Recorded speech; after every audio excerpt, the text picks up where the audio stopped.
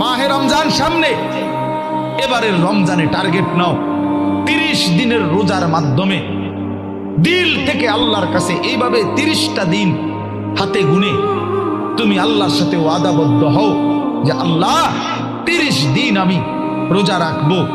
এবং যৌন চাহিদা, লজ্জাস্থানের চাহিদা, অশ্লীলতা, বেহায়াপনা, নর্তকী, নাচ গান, উলঙ্গ ছবি দেখা, নারীকে নিয়ে চিন্তা ভাবনা, মেয়েকে নিয়ে অশ্লীল চিন্তা ভাবনা, অবৈধ কোনো প্রেম সম্পর্ক, হারাম কোনো রিলেশন, এই সব ত্যাগ করে বন্ধু 30টা দিন মনোযোগ দিয়া রোজা রাখো, তারাবি পড়ো, ইফতার করো, সাহারি করো, তাসবিহ পড়ো, তেলাওয়াত করো, কোনো আলেমে দ্বীনের সাথে উঠা বসা করো, ইমাম সাহেবের সাথে সম্পর্ক করো। ইনশাআল্লাহ দেখবা আল্লাহ চাহে তো 30 দিনের মাথায় আল্লাহ বলেন লাআল্লাকুম তাত্তাকুন, আমি আল্লাহ ওয়াদা দিলাম মোমেন তোকে মুত্তাকি বানিয়ে দেব।